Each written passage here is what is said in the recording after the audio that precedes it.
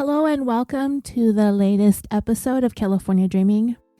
This is going to be a multi-part series, but I am going to do my best to keep it as quick and concise as possible. So we're going to skip the fancy intros, going into each part, and get right to the case after we take care of the usual business. Thank you as always for listening to and enjoying this podcast. You know that it is a completely independent, ad-free production, and there are a number of ways that you can help support this show. You can leave a rating and a review on Apple Podcasts. That helps give us more visibility. It pushes us up the charts and helps new listeners find us. You can recommend us in true crime fan groups on Facebook. You can follow the show on Twitter, comment, like, retweet, all the good stuff. Same things on Instagram. Just search for the show and it should be pretty easy to find. And if you cannot get enough Killafornia Dreaming, then you can subscribe to our Patreon, where you can not only access dozens of full-length exclusive bonuses for as little as $1 a month, but you will also be keeping the lights on and keeping the treat jar full, especially for Fred, aka Potato. This week, I'd like to thank Bridget C., Kathy L., Jess G., Semru U, I hope I said that right, it's Semru, Diane C., Angela, Teresa S., Sandra R., Jane M., Stevie T., Kristen P., Pamela G., Sharon M., Harini, and Nate B. for either joining Patreon, raising their pledge to the next tier, or going to the annual option, or for contributing through PayPal. I particularly want to thank Nate for an especially generous contribution through PayPal last month. So thank you so much for everything that all of you have done for the show. And if Patreon isn't your thing, like I said, you could throw $1 or $2 or whatever that you can through PayPal using the email killaforniapod@gmail.com. And the sources for this episode include the book Bad Blood by John Carreyrou, as well as articles online, and everything will be credited as needed in the show and also in the show notes, where you can find links to everything.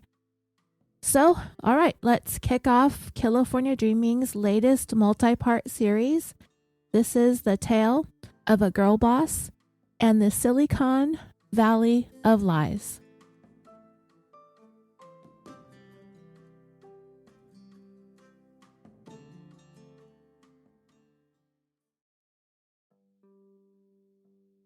Elizabeth Ann Holmes was the founder and CEO of the now defunct clinical laboratory blood testing company called Theranos, a name that is a mashup of therapy and diagnosis.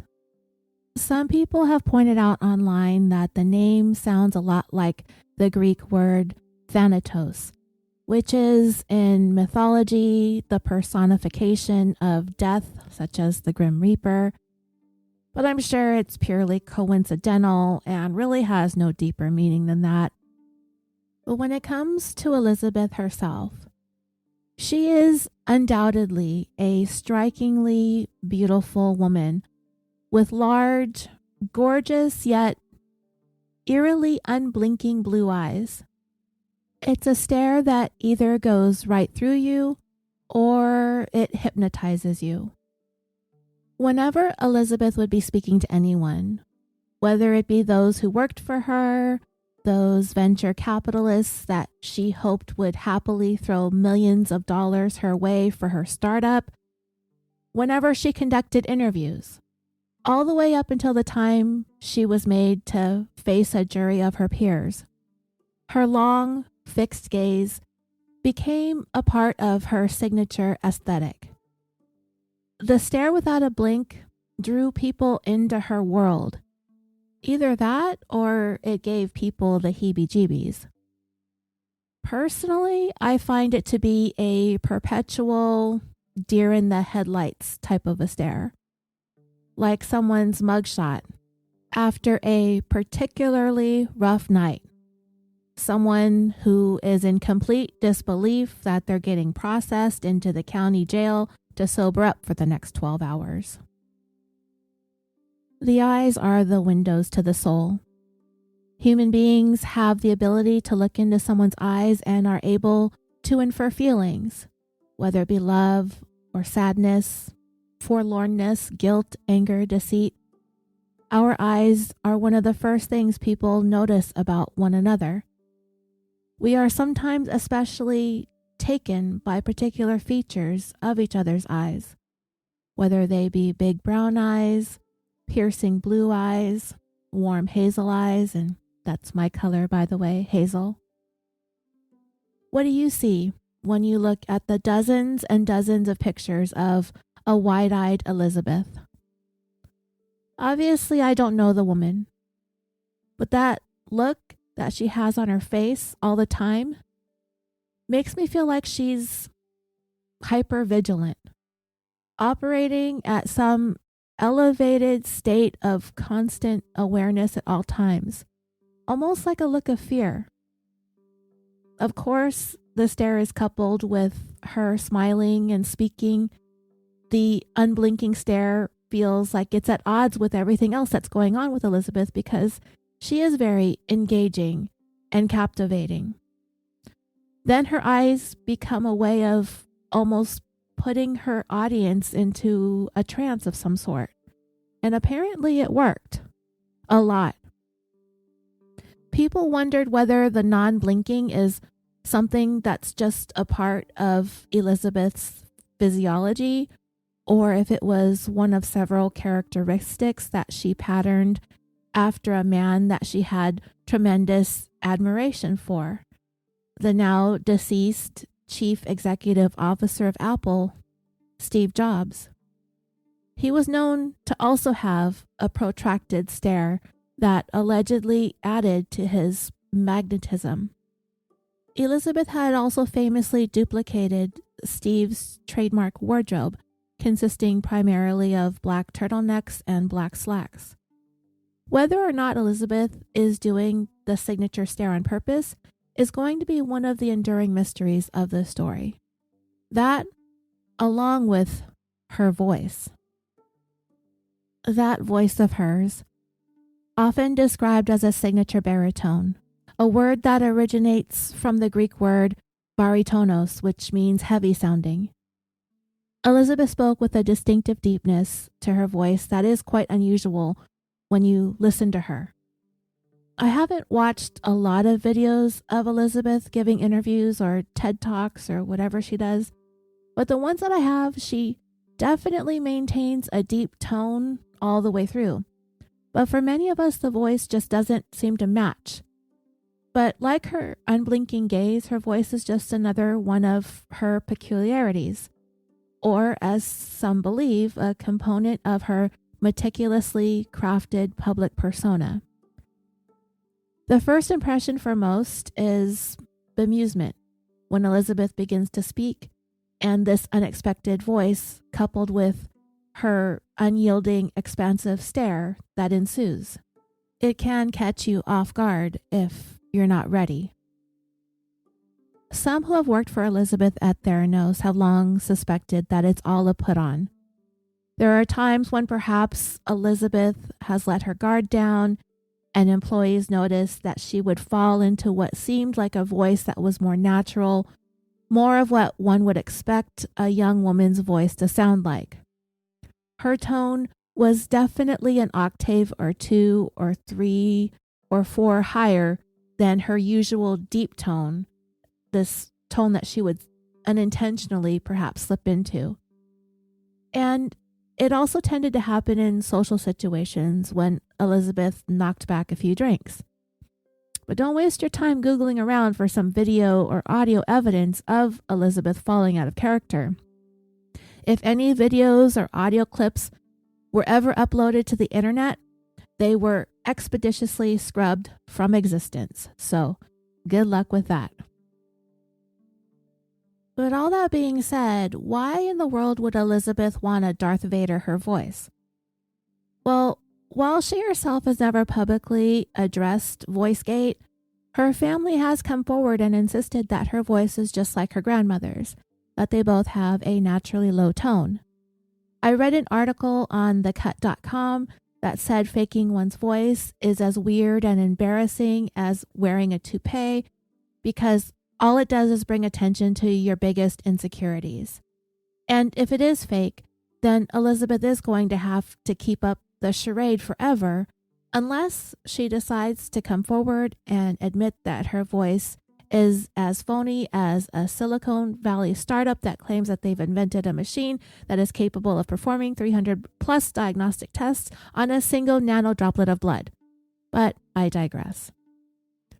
Early on, I was accused of faking my voice when I started this podcast.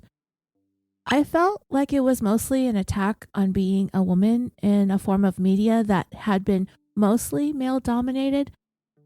I didn't think anybody was going around telling Nick and the captain or Mike Boudet to stop faking their voices. Nowadays, it seems as though, based on the charts that I've looked at recently, that there is a pretty even mix of women and men at the top, which is great, even if they're not exactly your favorite shows. Is it embarrassing to be faking your voice? I don't know. I hadn't really thought about it being embarrassing for Elizabeth. But then a recent little scandal came about in the last year or so involving the wife of recently embattled actor Alec Baldwin. You all remember that, right?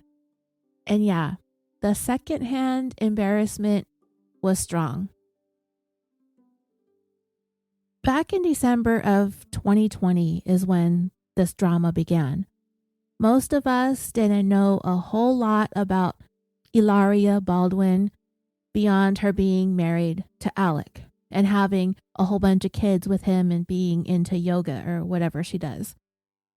It was then she began being accused of cultural appropriation of the highest order, faking her Spanish heritage, faking her accent, faking her name, just faker, faker, faker. It was really painful to watch it all unfold. According to an article also in thecut.com, which now I've reached my limit on articles for the month, so I've had to set aside some time and download other browsers on other devices to read this particular article, but it was actually Amy Schumer who sort of caused the whole Hilaria hilarity to ensue. So sometime in December of 2020, Hilaria posted a picture of herself on Instagram wearing lingerie, holding her then 3-month-old son. So Amy Schumer reposted Hilaria's post. And every time I type the word Hilaria's, my spell check wants to correct it to hilarious, but that's hilarious. So Amy reposted Hilaria's post and wrote, quote, "Jean and I wanted to wish everyone a happy holiday season. Enjoy it with whatever family members are talking to you this year." Well, that was apparently a dig at the unrealistic vibe that the picture exuded of how quickly Hilaria snapped back into perfect shape 3 months after giving birth. And I mean, no doubt, Hilaria looked and looks fantastic after having 5 babies in 7 years. She and Alec do have a 6th child that was born 6 months after this 3-month-old son. His name is Eduardo, that was born in September of 2020 by way of surrogate. So Hilaria answered back with a video where she said, quote, "There's like the whole thing of, oh, moms don't look like that. Well, some moms do, and this mom does, and I am included in the inclusivity." Well, it turned out that the message in the video was pretty much lost on many of those who watched it because Hilaria, who typically spoke with a distinctive Spanish accent, seemed to be speaking in a noticeably American-sounding accent. And one of the first tweets to kick off the Cringe Fest said, "You have to admire Hilaria Baldwin's commitment to her decade-long grift where she impersonates a Spanish person." So yeah, ouch. As people began digging around in Ilaria's history, they started seeing things on her website bio that said that she was born in Mallorca, Spain, raised in Boston, Massachusetts. When she was on the cover of Hola magazine, the article said that she was a native of Spain and that her first language is Spanish. She said in an interview on a podcast that she moved to the United States when she was 19 to go to college in New York. But then the internet sleuths did uncover the truth. Ilaria's mom and dad, Dr. Catherine Hayward and David Thomas, they do live in Mallorca, Spain, and have been there for about 10 years now. But before that, they resided in Massachusetts, and the family's history is in the New England area, and it goes back before the American Revolution. Ilaria had once claimed that her mother was of Spanish descent, and this is not true, as there is a video of her mom discussing herself being raised in Massachusetts. Neither of her parents are of Spanish descent, and Ilaria is an alumni of a private high school in Cambridge, Massachusetts called Cambridge School of Weston, where a photo of her in the yearbook lists her name as Hilary Hayward Thomas. Fellow students who knew Ilaria back in the day insist that she is a white girl, she had no Spanish accent, and everybody called her Hilary. At the time that all of this went down, Ilaria's IMDb page stated that she was born January 6, 1984 in Mallorca, Spain, as Ilaria Lynn Thomas. But a couple of days after Christmas, she posted a video on Instagram where she said that there were some things that needed to be clarified, that there are some things that she had said in the past that got twisted around, and that although she was born in Boston, she is a very different kind of Bostonian in that she spent some of her childhood in Spain. When it came to her accent, she stated, "There was a lot of back and forth my entire life, and I am really lucky that I grew up speaking 2 languages." She said that her accent varies depending on whether she's speaking English or Spanish by stating, "When I try to work, I try to enunciate a little bit more, but when I get nervous or upset, then I start to mix the 2. She also said that everyone calls her Ilaria, her family calls her Ilaria, but she responds to both Hilary and Ilaria, and as far as claiming an identity that isn't hers, she admitted to being a white girl, but continued by saying Europe has lots of white people.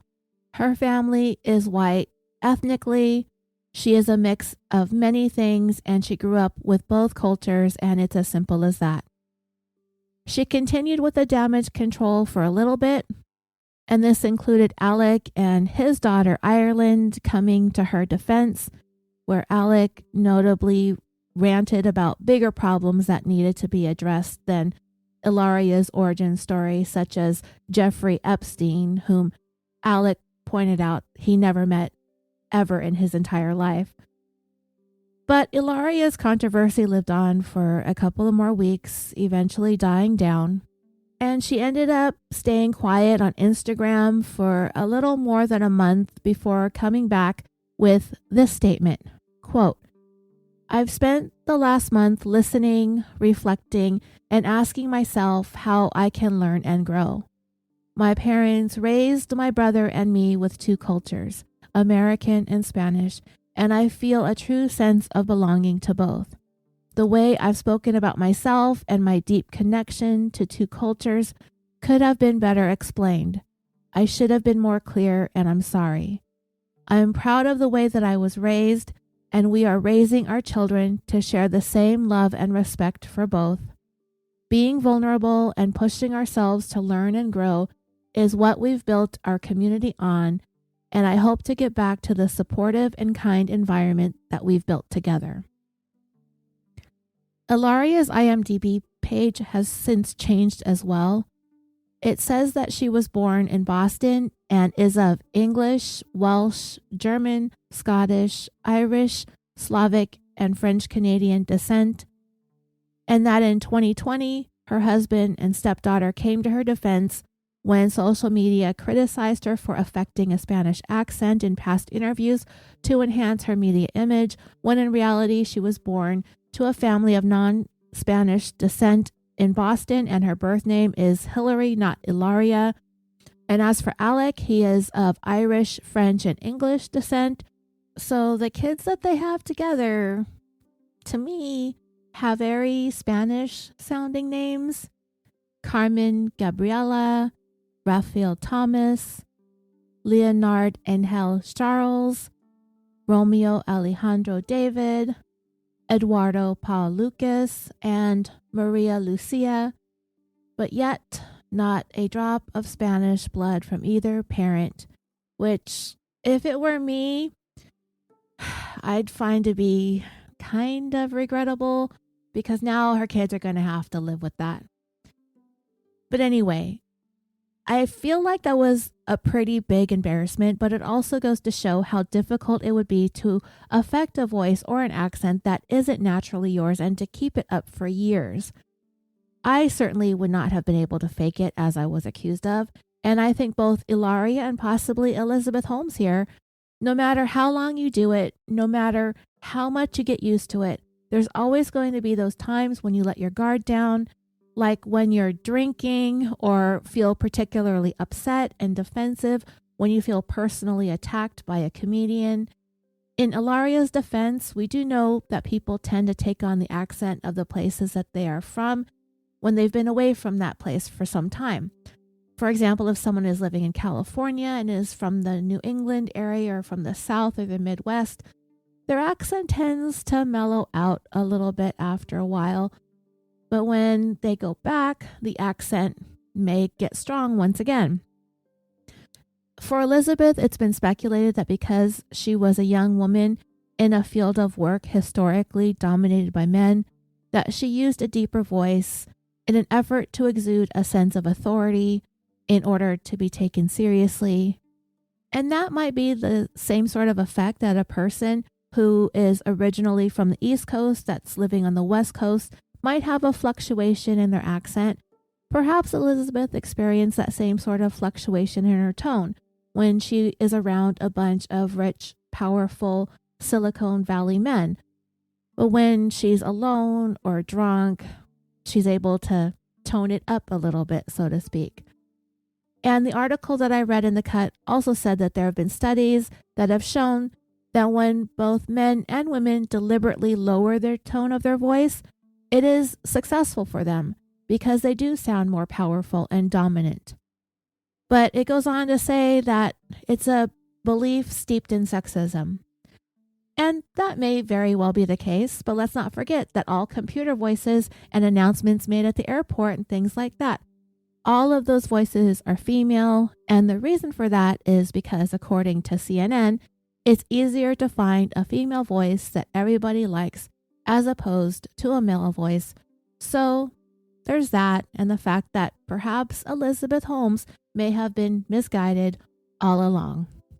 And I think we're going to find that there are going to be a number of instances throughout her career that she was quite misguided. Okay, so now that we've gotten a few things about Elizabeth out of the way, let's get down to who Elizabeth really is. Maybe, because who knows, right? Elizabeth was born February 3rd, 1984 in Washington, D.C. That makes her only 28 days younger than our non-Spaniard friend, Hilaria. And it seemed like from the very beginning that Elizabeth had one goal, and that was to become a billionaire.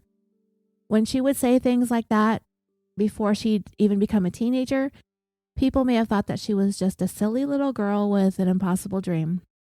But the fact is that her parents, Christian and Noelle Holmes, they fostered their children's aspirations and drive for success, as they are descended from a long line of wealthy, successful entrepreneurs on her father's side of the family and a powerful military background on her mother's side. However, when it came to Elizabeth's father's side of her family, her dad didn't hide the fact that her grandfather and her great-grandfather all but squandered the immense wealth that her great-great-grandfather and great-great-great-grandfather built through a series of personal missteps, a series of failed marriages coupled with severe drinking problems. And Chris Holmes used his father's and grandfather's failures as a lesson for his daughter and her younger brother, Christian V, as to what not to do.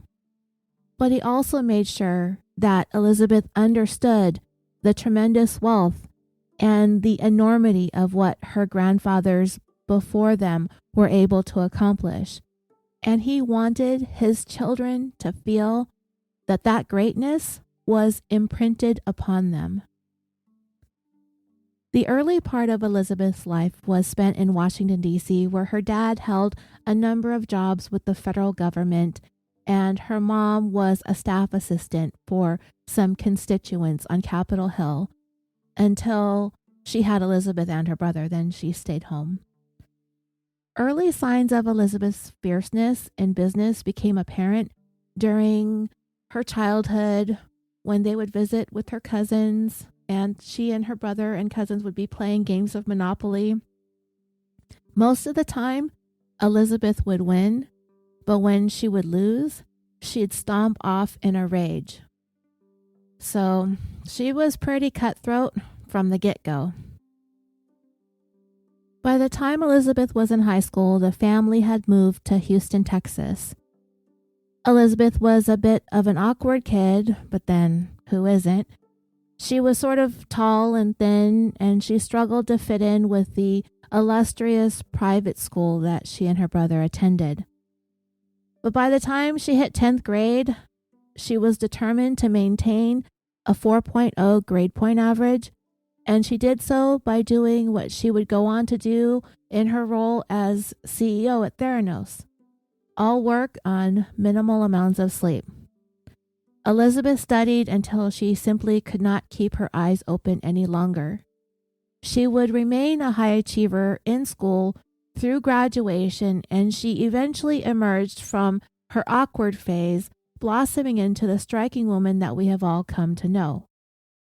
As high school began winding down, Elizabeth decided that she wanted to attend college in California, Stanford University specifically. For someone with a vested interest in science and technology, Stanford totally made sense. And because she wanted to be a billionaire, Stanford is just a hop, skip, and a jump away from California's Silicon Valley, which was thriving with internet startups in the early 2000s.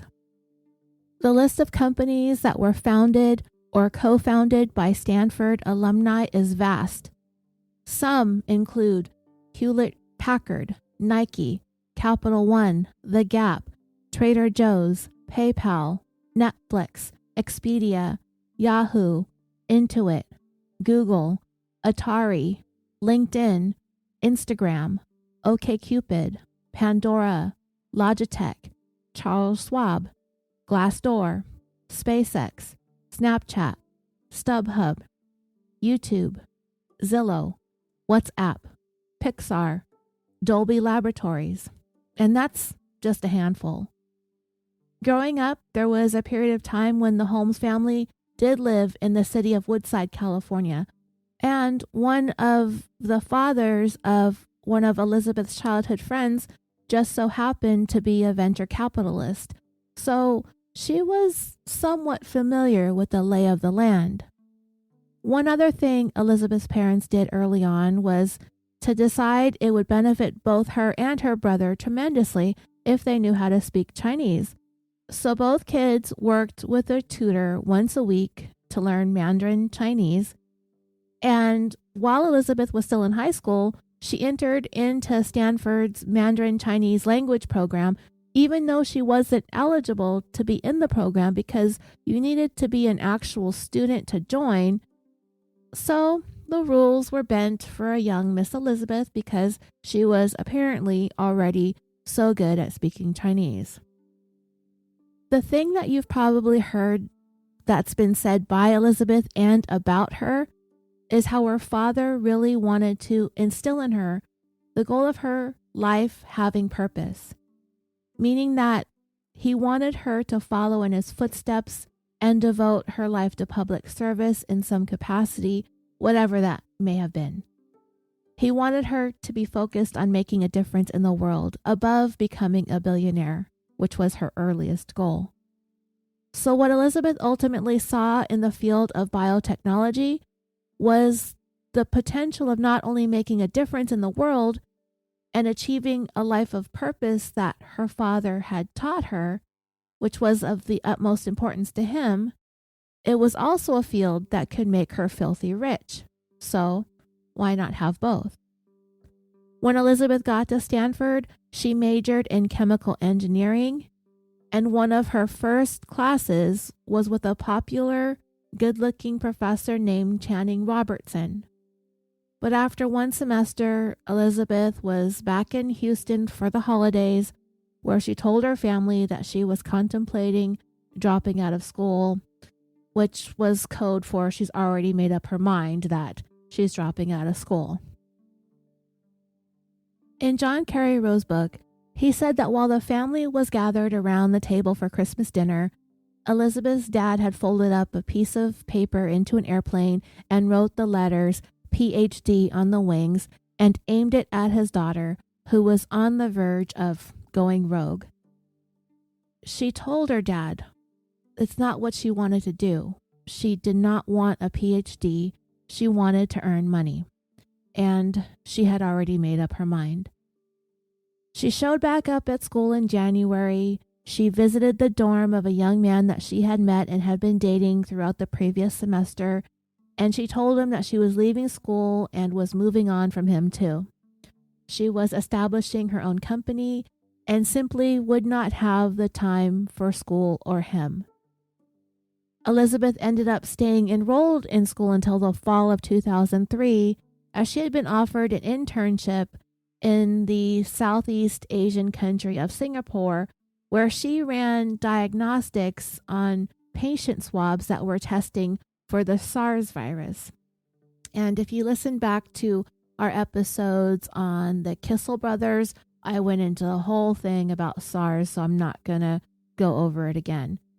The archaic manner in which specimens were collected from people was the impetus for the direction that Elizabeth would eventually go when it came to the way that she believed that the collection of samples can and should be taken in a much more efficient manner. The first idea Elizabeth had come up with was a patch, and this patch would adhere to a patient's arm, and it would have the ability to identify existing medical issues that the wearer of the patch has, and at the same time would be able to treat said medical issues.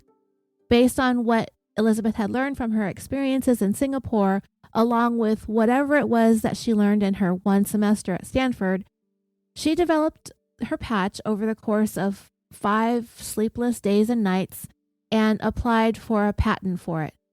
And when she got back to Stanford, she went straight to Channing Robertson and showed him her patch.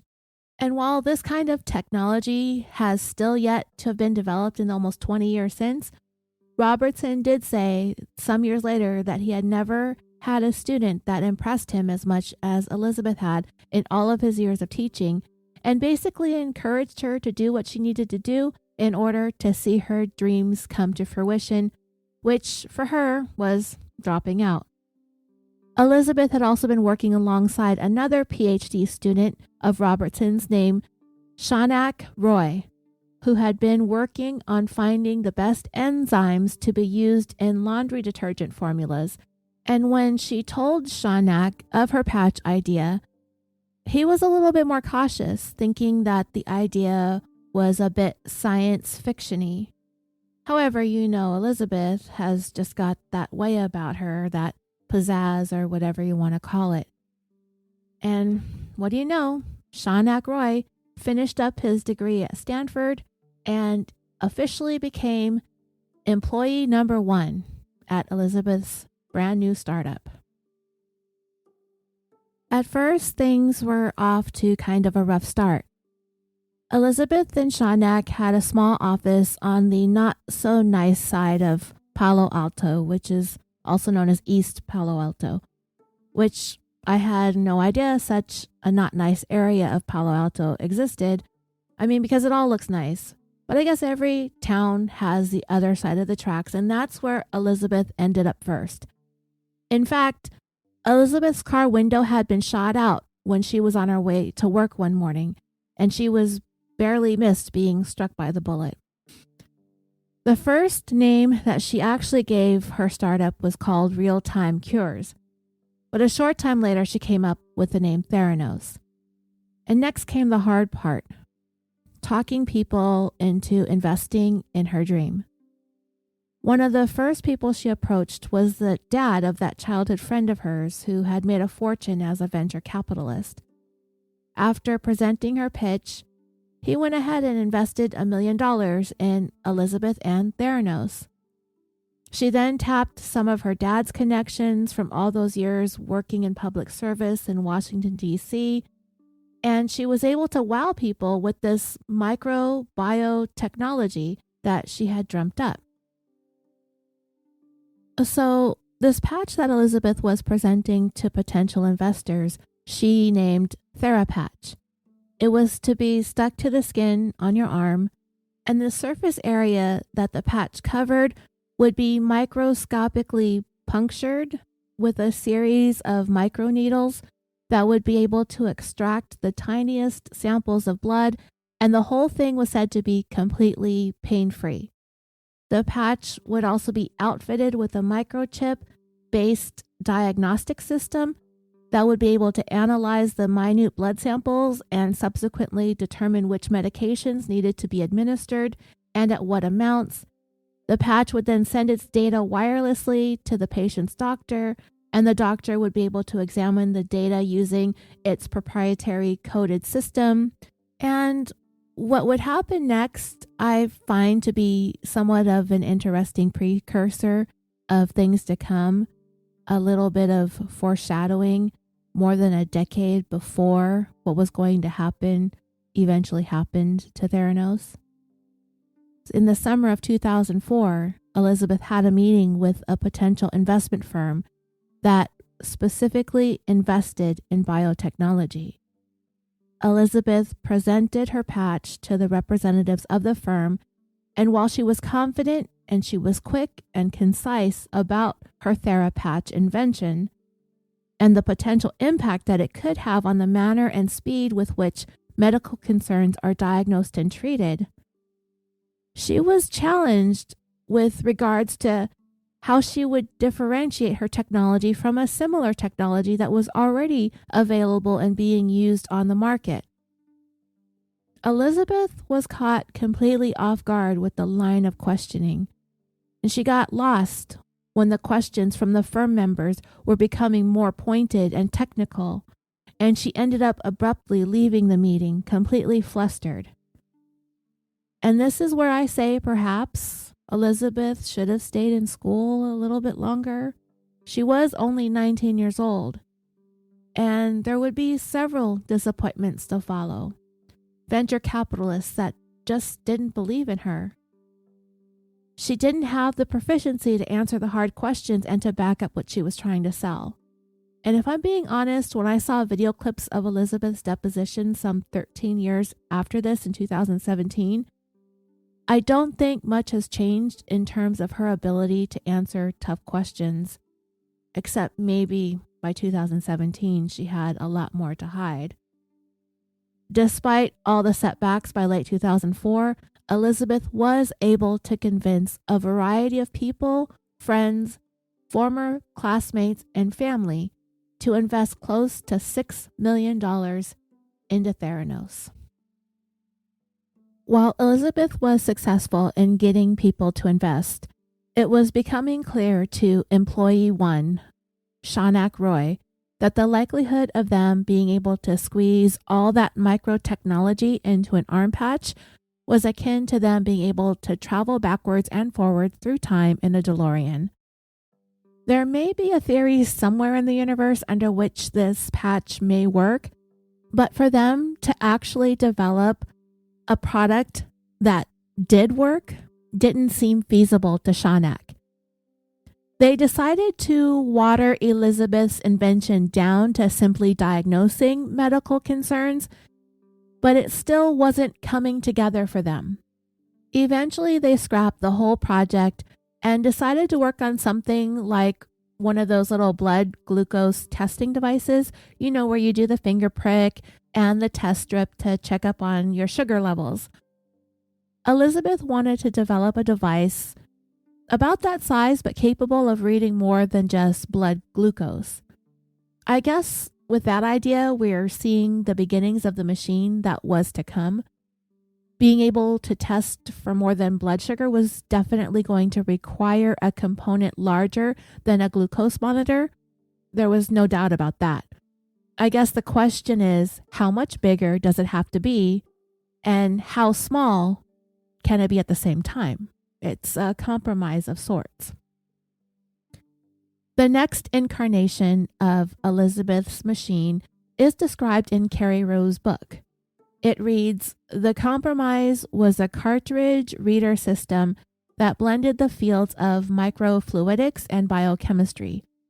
The patient would prick their finger to draw a small sample of blood and place it in a cartridge that looked like a thick credit card.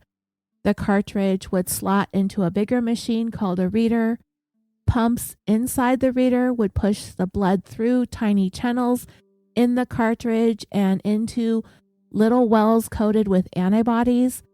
On its way through the wells, a filter would separate the blood's solid elements from the plasma and only let the plasma through. And when the plasma came in contact with the antibodies, a chemical reaction would produce a signal that would be read and translated into results." Elizabeth's idea included this being a device that could be kept in a person's home, so that they could test their own blood as needed without having to schedule a visit to the doctor. The results of the at-home test would be transmitted to the doctor's office, and with that information, the doctor would be able to adjust or fill prescriptions, essentially expediting the process. The first prototype had been completed by the end of 2005, within a year of Elizabeth's first initial significant investors coming on board, and she named it the Theranos 1.0. The company also now had 24 employees, and with their machine ready to be put through clinical trials, Elizabeth expected to be able to bring on more investors, hopefully with a lot more money. And by Christmas of 2005, Theranos was beginning to catch some media attention, having received their first mention in an article in a tech industry publication. In early 2006, Elizabeth was interested in hiring an engineer named Edmund Koo, and like most, he was very taken with Elizabeth. It was the unblinking blue eyes and the fact that they both spoke Chinese. Theranos heard about Edmund and knew that he had a solid reputation as a specialist in electronics problem solving. Elizabeth told him that her blood testing system was capable of saving more than 100,000 American lives annually. How exactly did she go from running out of an investor meeting bewildered and unglued, having been unable to stand up to a line of questioning, to being able to claim that she would be able to save 100,000 American lives every year with her blood testing machine? Well, Elizabeth used the example of deaths resulting from fatal drug interactions from prescription drug users. That was the statistic that she pointed to when she said that her blood testing technology would eliminate the side effects caused by drug interactions, thereby saving 100,000 lives per year. That was a very bold claim to be making, but Edmund was sold and he joined Theranos. As it turned out, Edmund's experience with electronics didn't exactly translate all that smoothly over into biomedical technology. The fact was, the machine that Elizabeth told him that could save 100,000 lives a year, the Theranos 1.0, didn't work, at all. It was Edmund's job to turn a glorified paperweight into a marvel of modern technology. You remember back in the day when you would go into the cell phone store, whether it was Sprint or T-Mobile or AT&T or whatever. I'm not talking about the Apple store because you know how extra they've always been. I'm talking about the regular cell phone store when they used to have those plastic, non-working models of their phones on their displays. That's basically what Edmund was given and told to turn it into something that worked. He had to take the plastic cell phone and transform it into a device that he could actually make a phone call with. Now, the problem wasn't so much that he couldn't develop a functioning device. The problem is that the device needed to perform a plethora of diagnostic tests on as minimal amount of a blood sample as possible. I guess Elizabeth was stuck on the glucose monitor finger prick test strip model. She had latched onto that and she would not be letting go of it ever. In fact, in Carrie Rue's book, he called Elizabeth's fixation on miniaturization an obsession. And he referenced a time when Theranos was taking part in a trade show and one of the employees purchased some red Hershey's Kisses and had the Theranos logo put on them. And this had Elizabeth really upset because the Hershey Kiss was way too large to represent the tiny droplets of blood that she wanted her company to be known for. Edmund's job became even more difficult when Elizabeth insisted that the machine's cartridge also had to be as tiny and thin as possible. He spent months trying to get the thing to be what the boss wanted, but even as they had things scaled down to the size that she wanted things, the test results themselves were exceedingly unreliable, with Elizabeth insisting on a finger prick size blood sample. The lab was going to have to water the blood down with a saline mixture in order to have more of a sample size available for testing. And remember, this mixture was supposed to flow through all of these little chambers in order for each individual blood test to be run within the device. It turned out to be an engineering nightmare when it came to all the mechanics of it. The timing of the samples going from one testing chamber to the next, and for there to be no spillage happening within the machine, which would lead to contaminated samples. This testing went on for months and months.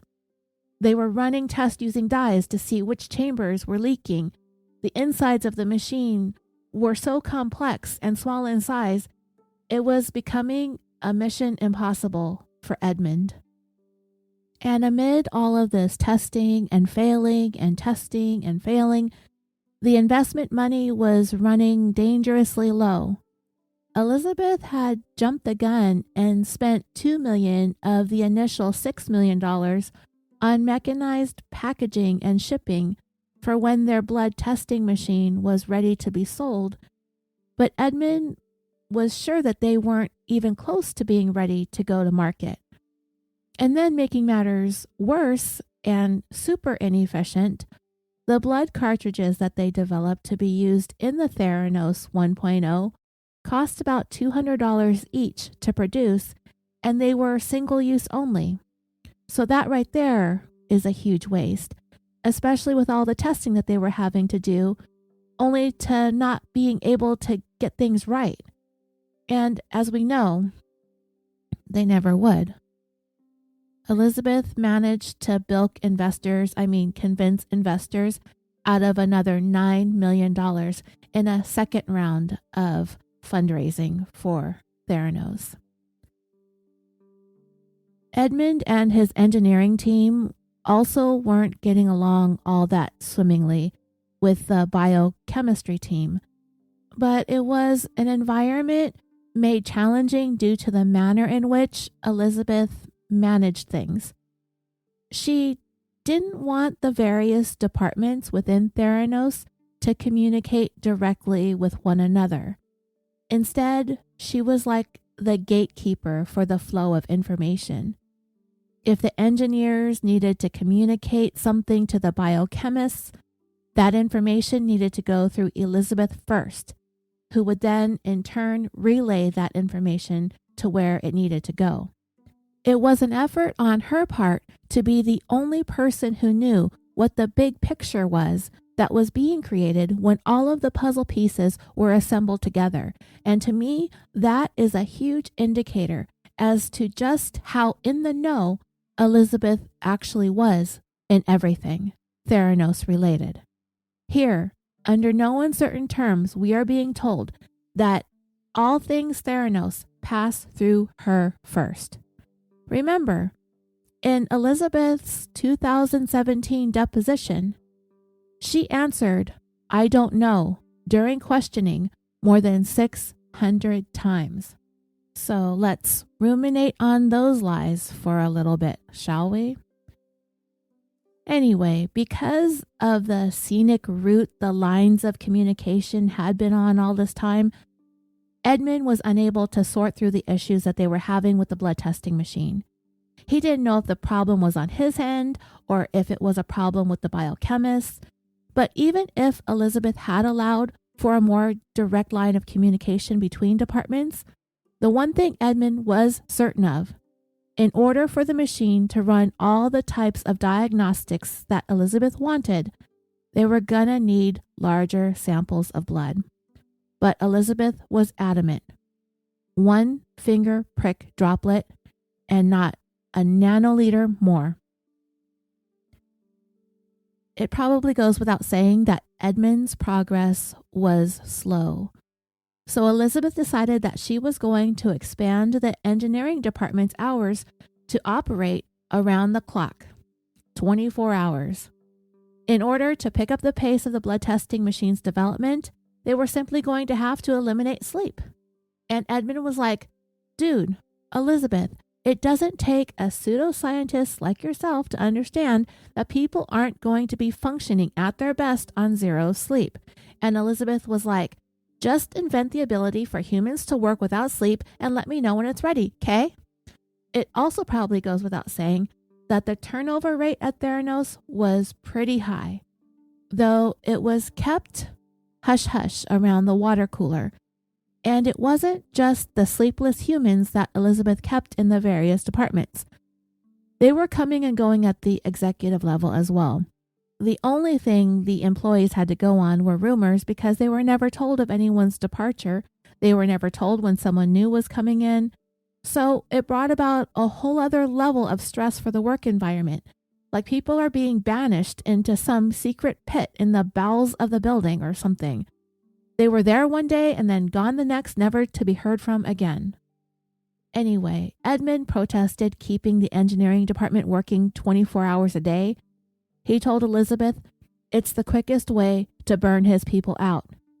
She responded that it didn't matter. The only thing that did matter was Theranos. All Edmund could do is shrug and attribute it to Elizabeth's unyielding drive, he supposed. He knew that she never slept more than 4 hours a night, and her main source of sustenance were chocolate-covered coffee beans. Anyway, as stubborn as Edmund had sized Elizabeth up to being, he did know that there was a little someone special in her life. A guy. An older guy. And he didn't really know all that much about him, but he knew enough to know that they were canoodling. He also knew that this guy was from India, and that his name was Sonny, and that he was really rich. Elizabeth and Sonny met when she was still a high school student, studying Mandarin in China. He was, and is, 19.5 years older than Elizabeth, and their paths would cross again as his work was based in the Silicon Valley, and before long, so would Elizabeth's. Their relationship turned romantic sometime between 2003 and 2005. It depends on what source you're looking at. And he would not join Theranos, however, until 2009 as its chief operating officer. In the 1990s, Sonny worked for a couple of software companies before he co-founded CommerceBid, which is an e-commerce developer, meaning they were a company that helped other companies conduct their buying and selling in the brand new internet market, the booming internet market. The company was bought out by Commerce One, and Sonny floated over to that company for a short period of time. And either he saw the implosion of the .com bubble coming, or he got very, very lucky because he sold his shares of Commerce One, cashed out about $40 million right before the company collapsed. Sonny had earned an MBA from Berkeley in 2003, and then he went on to graduate school at Stanford for 4 years. But I guess he decided in 2008 that it would be like so cute if both he and Elizabeth both were dropouts of Stanford. And like I said, a year later, he would join up with Theranos. But Edmund became aware of him when Elizabeth had gotten sloshed at their 2006 employee holiday party, and she called Sonny to give her drunk ass a ride home.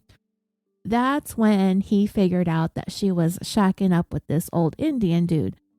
We'll come to find out that Elizabeth had some kind of special way with older guys, not just Sonny. In her second round of investors, she managed to reel in Don Lucas and Larry Ellison. Don Lucas was a large investor in Oracle, among a dozen other startups. He actually wasn't all that old, but he is dead as of January 28th, 2020. As for Larry Ellison, he's 77 years old, and from the pictures I've seen of him online, he looks like he's had lots and lots of work done, so he still looks 77, just he looks like a 77-year-old that's had a little nip and a little tuck and some spray tan and some hair plugs. He's one of the wealthiest human beings on the planet, and he actually owns one of the Hawaiian Islands, apparently. Didn't know that was a thing. Interestingly enough, it's difficult to find out exactly how much Larry Ellison actually invested in Theranos, but because the second round of funding had netted only $9 million, and the only reason I'm saying only is because the dude is reportedly worth $123 billion today. So I'd say he kind of cheaped out when it came to Theranos, but anyway. He was also involved with Oracle. That's how he knew Don Lucas. And back in those days, he himself was a little bit of a fibber when it came to the abilities of the software that the company was developing at the time and had begun sending out. Those versions were full of glitches. He may have been able to get away with it when it came to computer software. You can send out fixes and issue updated versions 2.0, 3.0, etc., etc. But when it comes to medical devices and people's lives, there is no version 2.0. It's been suggested that perhaps not only was Elizabeth looking to these old men for their money, but also for their shady business practices. But anyway, as I was talking about Edmund a few moments ago, he would eventually tell Elizabeth that working around the clock was a hard pass, and after that, things became very icy between the two of them. Once Edmund made the decision to not go along with Elizabeth's sleep deprivation work model, she fired back by hiring a whole new engineering team with whom Edmund had zero communication with. They weren't meant to supplement his team and their department. They were meant to create a brand new development team for what Elizabeth was turning into her own personal version of the Squid Game. These were meant to be dueling engineering teams, and whoever got to the finish line first with an actual functioning blood machine wins, while the other team gets thrown into the banishment pit. And you know what it feels like is going on here with Edmund? It's kind of like he's in some sort of crazy version of a Super Mario Brothers game. He's doing everything that he can to save the princess's blood box. Meanwhile, Elizabeth, aka Bowser, is lobbing mega hammers and Bowser bombs at him. For example, Elizabeth managed to reach an agreement with the pharmaceutical company Pfizer to participate in a pilot program with the Theranos blood testing system in the state of Tennessee. And the thing is, it's not even close to working right. So here comes yet another mega hammer and bomb flying straight at Edmund. I mean, does Elizabeth think that if she just keeps ratcheting up the pressure, that someone will just magically get something to work right? That if she just sits there at her executive desk in her ergonomic chair and simply will things to happen, that they'll just happen? Click her heels together and poof, a blood box that actually works? Sorry, honey. This ain't Oz and you ain't Dorothy, and one thing's for certain, you're probably going to need a wizard to get that machine of yours to work properly. So this trip to Nashville, Tennessee was scheduled for August of 2007. So Edmund needed to channel his inner wizard, apparently, to make all of this happen in time. The plan was to deliver the Theranos 1.0 machine into homes. The patients were going to test their blood on a daily basis, and from there, the results of those tests would be transmitted to Theranos' headquarters in California. The tests would be analyzed there in Theranos labs, and the results would be sent to Pfizer.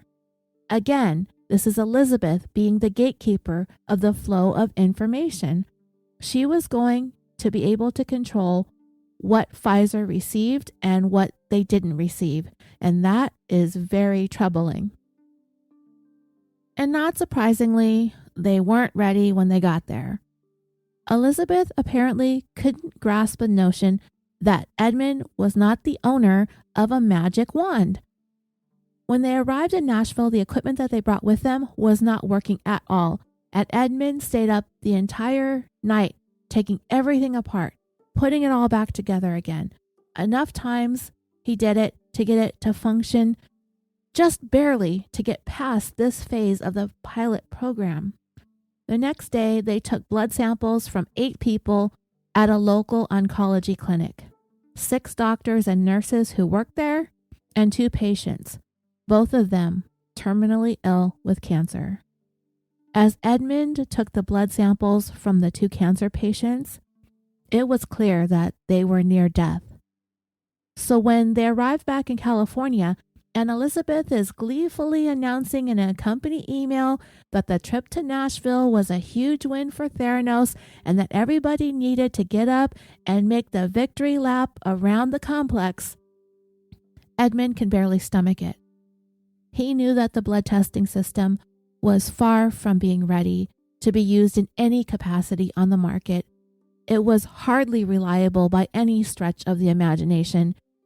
And to know that they were using this useless machine on the terminally ill, it was nothing that Edmund ever thought that he had signed up for when he joined Team Theranos. By this time, it was the late summer of 2007. Theranos, by then, had more than 70 employees on staff.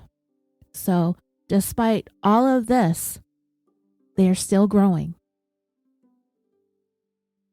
It wasn't too long after the trip to Nashville that there was a bit of a shakeup at Theranos. Remember, this is 2007, so it's more than 14 years ago from today. Employees received an email that an impromptu meeting was being called outside Elizabeth's office.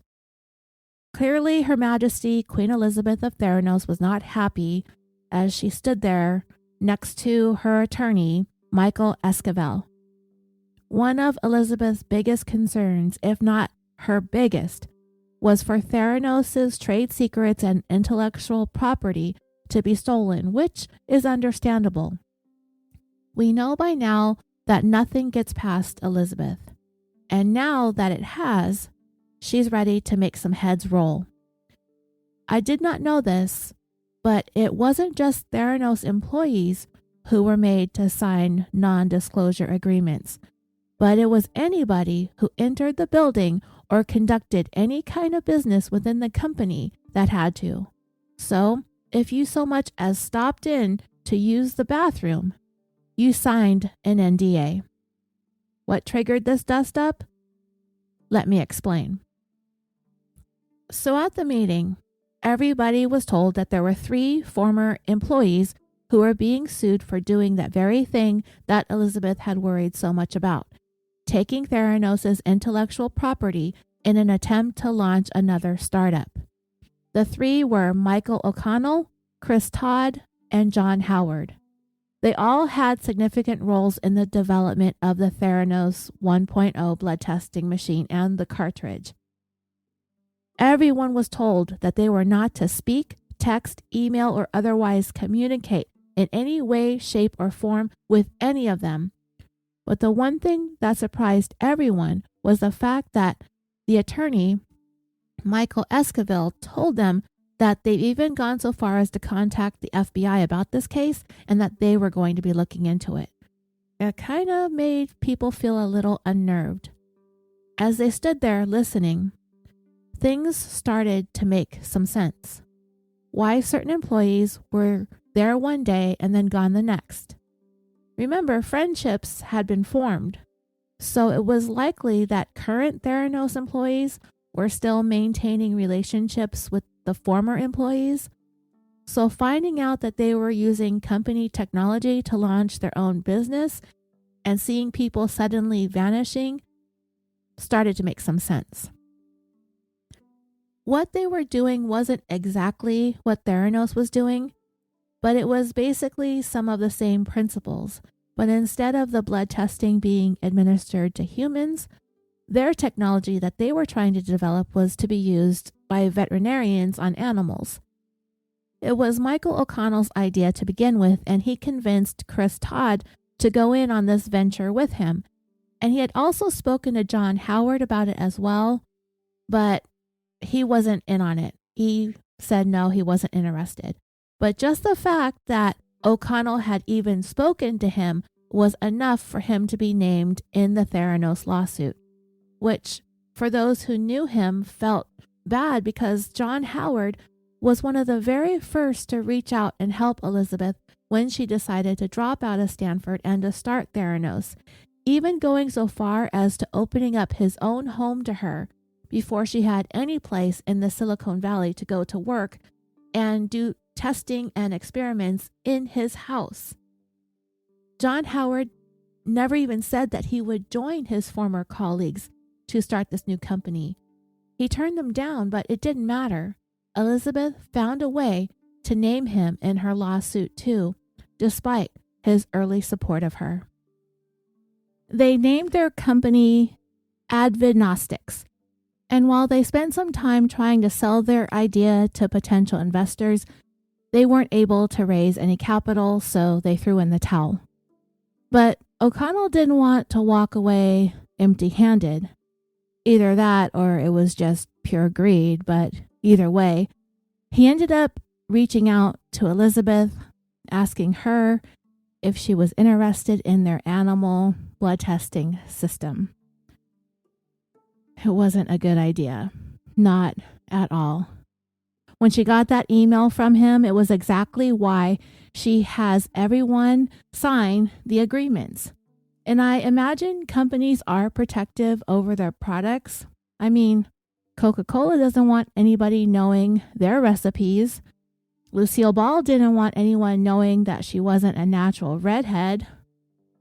Fun fact, it didn't come out until 2001, according to Lucille's hairstylist. And this was one of Hollywood's best kept secrets, apparently. That Lucille was a natural brunette, and she used to use normal hair dye, but she was unsatisfied with the colors that were out there. So at some point, she had met some rich Arabian sheik who suggested that she try henna dye, which she did, and she loved it. The sheik said that he would send her enough henna to last her lifetime, which he did, and the stylist kept it locked in a safe. Her hairstylist traveled everywhere with her and kept her hair perfectly curled and dyed at all times, as henna is all natural, there's no chemicals in it. So it's not only easy on the hair, it also conditions it very well, and it works on treating and preventing dandruff, So it's like an all-in-one solution to all your hair problems. But anyway, that was like way off topic. The point is, Elizabeth kept very strict control over everything that went on in and around Theranos at all times. She was vigilant about it. But following this issue with these 3 former employees, security was going to be tighter than ever. According to Carrie Rowe's book, the lockdown caused everyone to feel as though their every move, every word, every keystroke was being monitored. If you so much as inserted a thumb drive into your computer and the head of IT wasn't made aware of it first, you were gone immediately into the banishment pit. Elizabeth's lawsuit against Michael O'Connell, Chris Todd, and John Howard was eventually dropped when O'Connell said that he would sign his patents over for the animal blood testing technology to Theranos. And while all of this was going on, Edmund was still dealing with his engineering team in a fight to the death with the new engineering team being headed up by former Logitech employee Tony Nugent. And things were going even more contentious between Edmund and Tony. Tony actually replaced a consultant that Theranos had brought on who only after 5 months was certain what Elizabeth was trying to do. Marry microfluidics and blood diagnostics, and that it was not possible because there was no way to get accurate results from such a minuscule amount of blood. He was fired after only 5 months. Tony felt like it could be done, but not by human hands, but rather robotics. But instead of building one of his own, Tony purchased a $3,000 glue robot from a company out in New Jersey. That's right, glue. The robot was an automatic glue dispenser. So Tony tinkered with the thing to have it work with tiny, tiny amounts of liquid and basically designed it to do the job of a chemist.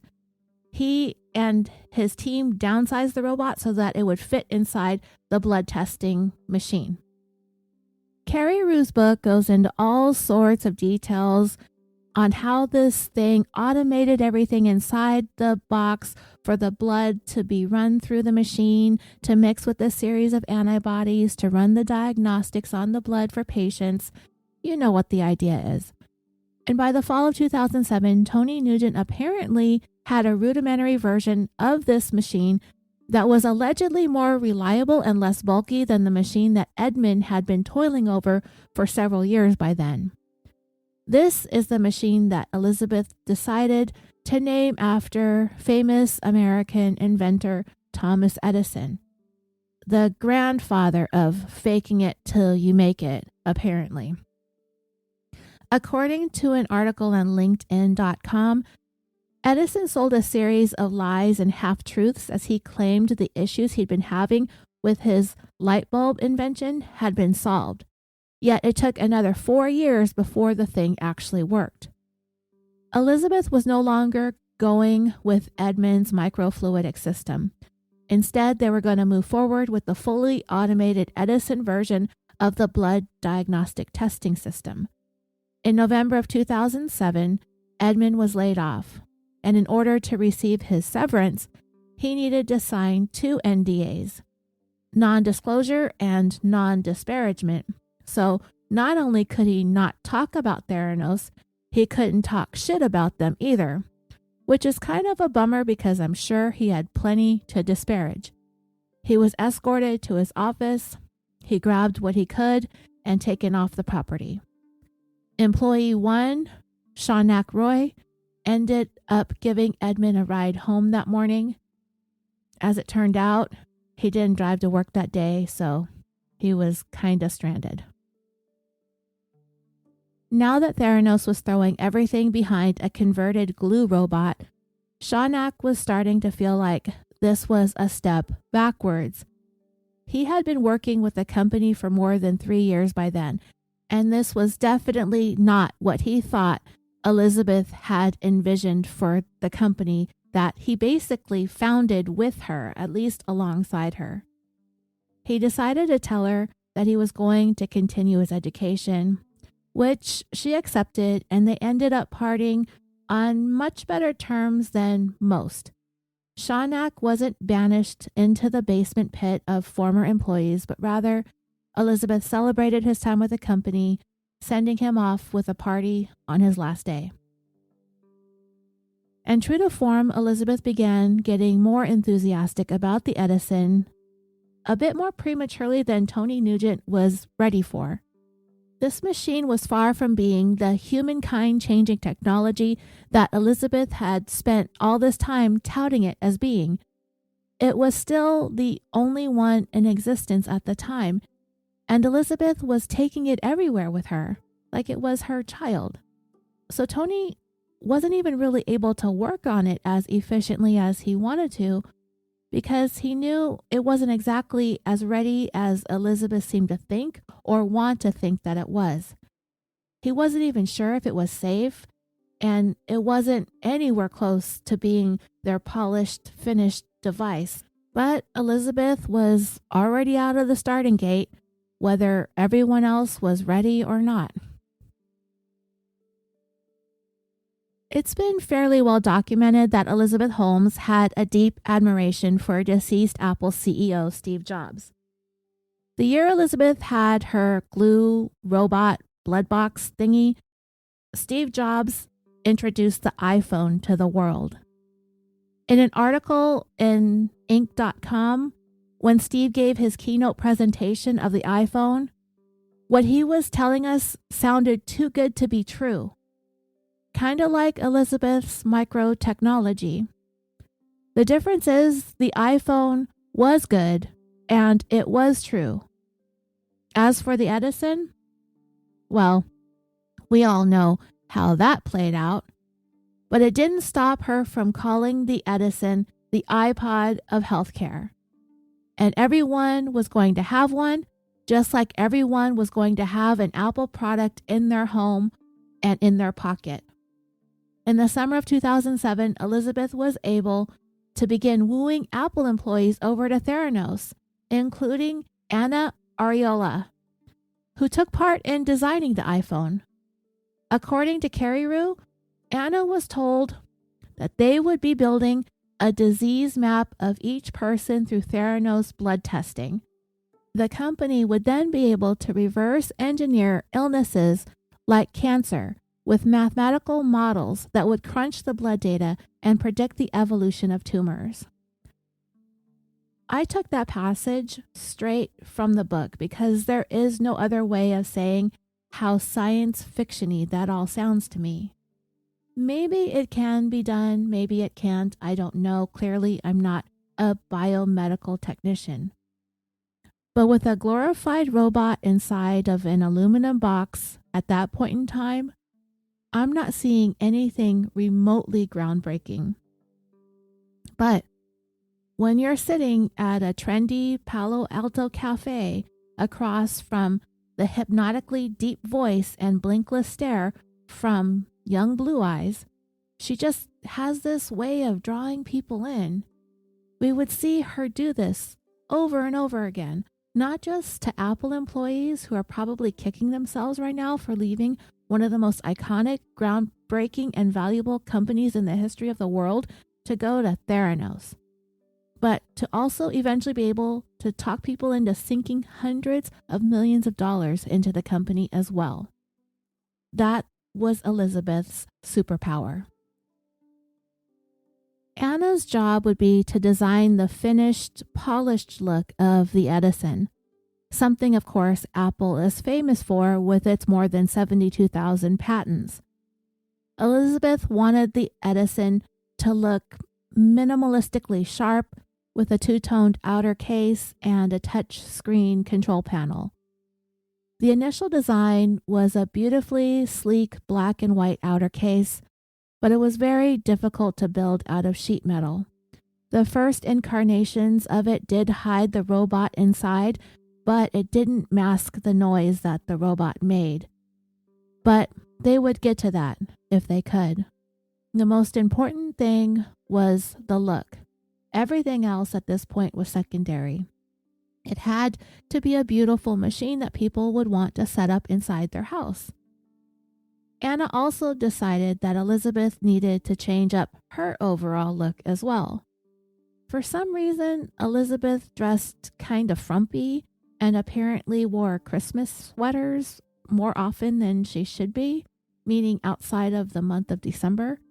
And this was about the time that Elizabeth began opting for sleek black slacks and Steve Jobs' signature black turtlenecks, often paired with a black blazer, usually a touch of makeup, a relatively natural look, along with muted red or brown lipsticks. And with Anna's help, the image was set. Elizabeth was poised to change the world.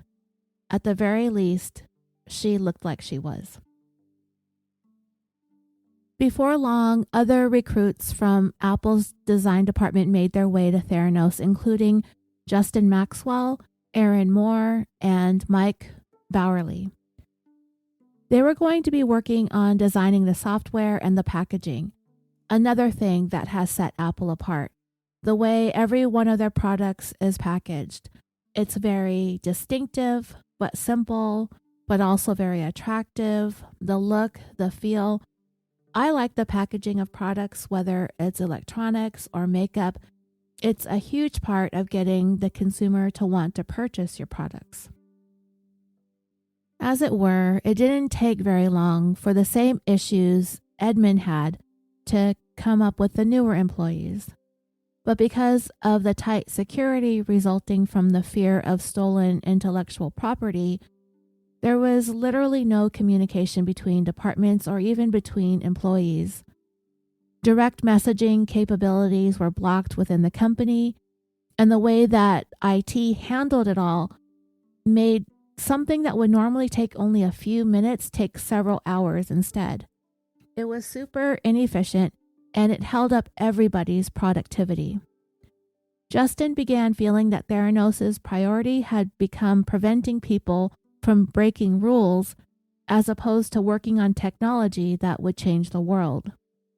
The employees also felt like their every move was being watched, and Elizabeth was being kept abreast of every single thing that went on in every nook and cranny of the building. It became common knowledge that it wasn't only Elizabeth's IT security staff reporting things to her, but her assistants and even her friends were doing the same thing. If a Theranos employee posted something on social media, it got back to Elizabeth. So yeah, when I hear stuff like that, the only thing that keeps running through my mind are the 600 plus I don't know answers that Elizabeth gave at her deposition, right? I don't know. One of Elizabeth's executive assistants' sole purpose was to track when each employee arrived at work, when they went on break, and when they left for the day. Elizabeth wanted her staff to stay at work for as long as possible, to put in as much overtime as they could in order to get the Edison where it needed to be. Dinner was offered to those who stayed late every afternoon, but it actually didn't show up at the office until the early evening, so employees would often be stuck there waiting for dinner, and then they'd have to be there for a couple more hours late into the night. The employees remained troubled still by the large and fast employee turnover. That hadn't changed, and it never would. There had to be a reason behind it. It's not hard to imagine the stress of wondering if, when, how, and why someone ends up on the chopping block. Also, like Edmund before him, Aaron was bothered by the fact that testing had been conducted on terminally ill cancer patients in those clinical studies the year before in Nashville.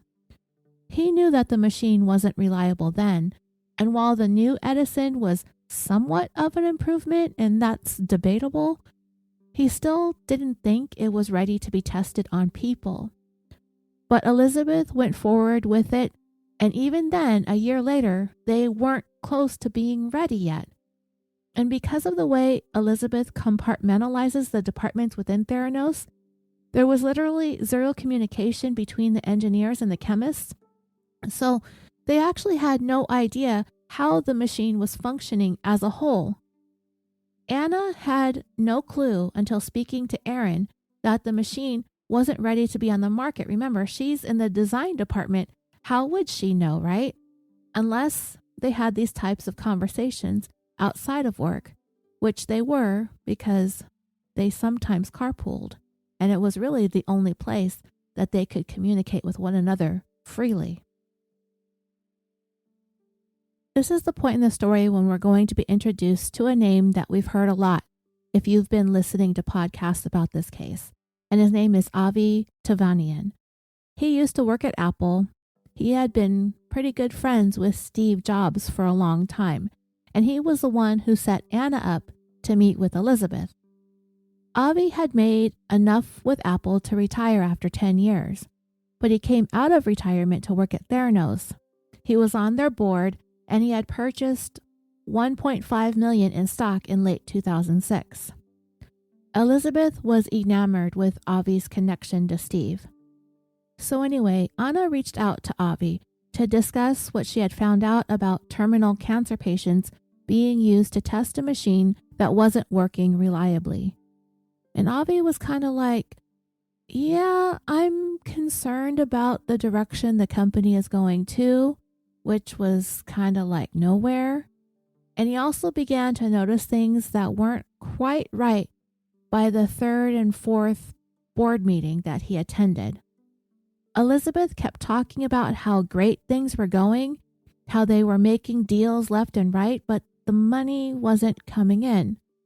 And when he began asking questions or wanted to see some of the deals that they had made, she would tell him that, she didn't have the paperwork with her, blah, blah, blah. And also, the rollout of the Edison was always met with one delay after another for one reason after another. It was shortly after this time another big issue arose that concerned Avi, aside from the rollout that never rolled. This had to do with the creation of a foundation.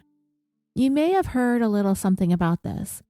So Elizabeth wanted to launch a foundation, and she wanted the board of directors to grant Theranos stocks to fund it. Don Lucas, who we mentioned earlier as being one of the investors who was also on the board, it was clear that he had quite an affinity for Elizabeth. You might have heard this analogy spoken about this previously, especially since Elizabeth's favorite victims were older men. She was like a granddaughter to Don Lucas. I don't know. I don't think he was old enough to be a grandfather, but maybe like a daughter. He was totally on board with granting the stocks for the foundation. But Avi, he didn't like the idea because the way corporations work, and I don't know this from firsthand experience, I only know this because I read it, but it would give Elizabeth much more power when it came to the voting amongst the board members. To object to the formation of a foundation was only meant to protect the interest of the shareholders. So Avi's objection to this upset Elizabeth a lot. A couple of weeks later, Don Lucas wanted to meet with him so that he could tell him how upset she was, that she didn't like the way that he was acting, and she wanted him off the board of directors. Don told Avi, "You could resign." He said he would take some time to think it over. Looking back, he realized that the executives that were there a year earlier were all gone by then, and nothing about the company was what he expected it to be. So these developments that were going on with Avi, he shared some of it with Anna, and she was pretty high-strung. That was her personality type. So she was worried. And Anna was having her own difficulties with Elizabeth, as she was quickly learning that her boss did not like to be told that something could not be done, which Anna had to do on occasion. Again, Elizabeth seemed to expect Theranos to just magically come together if she just demanded it to hard enough. Anna also didn't like how secretive everything was. It didn't make for an environment that fostered teamwork. She had told Elizabeth that she thought it would be a good idea to put the clinical study in Tennessee on the back burner while they worked out all of the issues that they'd been having with the Edison. It simply wasn't reliable enough to be used on patients yet. Elizabeth shot that idea down with a quickness. Every single drug company was chomping at the bit for her machine, and this machine was going to put Theranos on the map. And if Anna didn't like it, if she didn't share that vision, then maybe she needed to rethink the direction that she wanted to go in her own professional life. After thinking it over for a few hours, Anna decided that moving ahead with a clinical trial on terminally ill cancer patients was a severe ethical violation, and Avi being asked to resign from the board, those two things together were enough for Anna to pen her letter of resignation. Elizabeth wasn't there when she left, so she sent her an email letting her know. Elizabeth asked Anna to give her a call, but Anna was finished with both Elizabeth and Theranos for good. She never spoke to Elizabeth again. In the meantime, Avi was ready to have a sit-down with Don Lucas and break down all the things wrong with Theranos and the manner in which Elizabeth had been conducting herself and her business.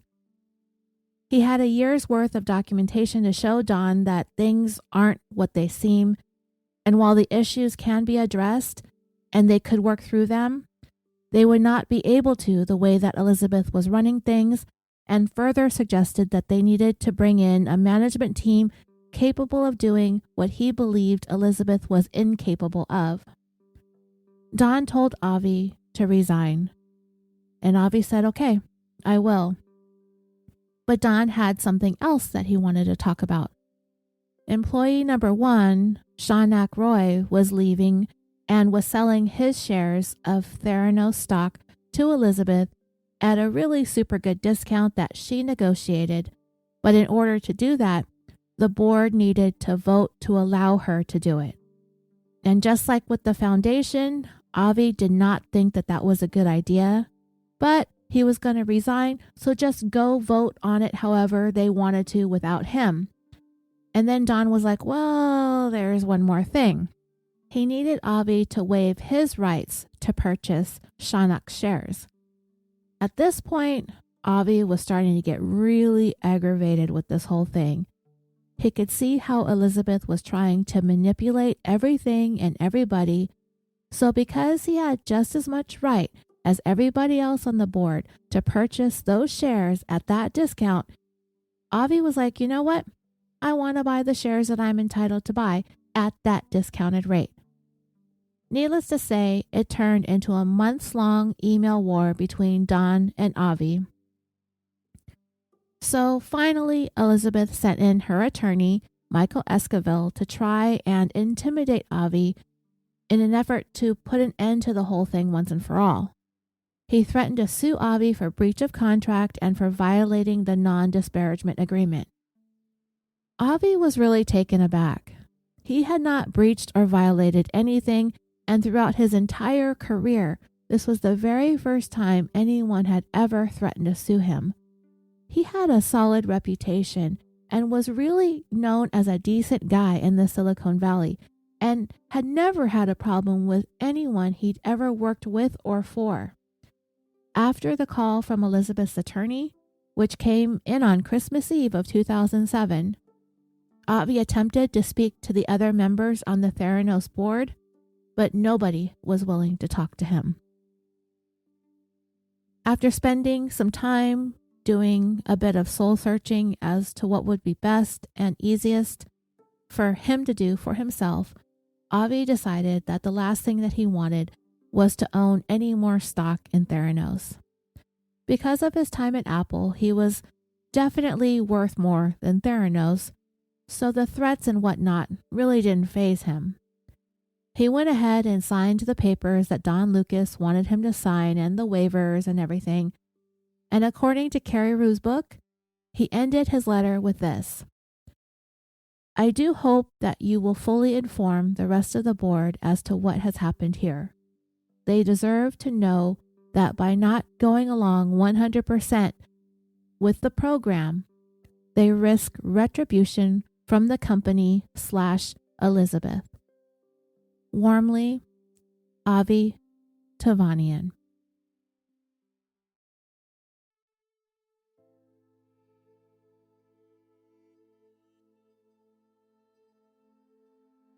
Okay, dreamers, I want to thank you as always for listening to this episode of Killafornia Dreaming.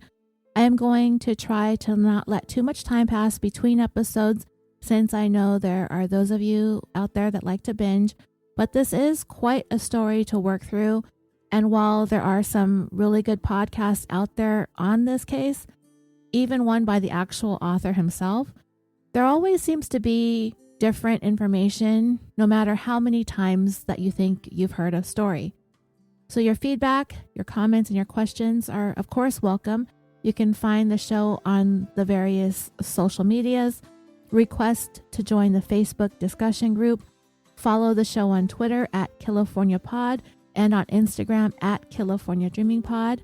You can email me directly at killaforniapod@gmail.com, which incidentally is the email that you can also use to make a donation to our treat fund for the puppies.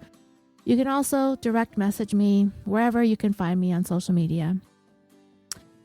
I am going to California, I think. Okay, so what day is today? This is Wednesday night. I'm going on Friday, I believe, to go visit my daughter and my mom, try and figure out what's going on with her. If you're in the discussion group, you may or may not know that she's been in the hospital since New Year's Day. She's tried checking herself out once, but ended up having to be taken right back about an hour later. That poor hospital staff having to deal with her, not listening, and beds filling up because of COVID. So my mom was stuck in the ER or wherever they could stick her. But anyway, I haven't forgotten about January's Patreon. And I actually might possibly be able to squeeze out the second part of this before I go. I have an episode on Patreon, though, that I am in the middle of, so I have to decide what I'm going to do next. I'm not quite sure. Don't worry, though. Those are my priorities. And I think that's about it for right now. Again, thank you all for listening, for the love and the support. I'll catch you back here again soon for the next part of this series. I'm your host, Roseanne, and until next time, sweet dreams.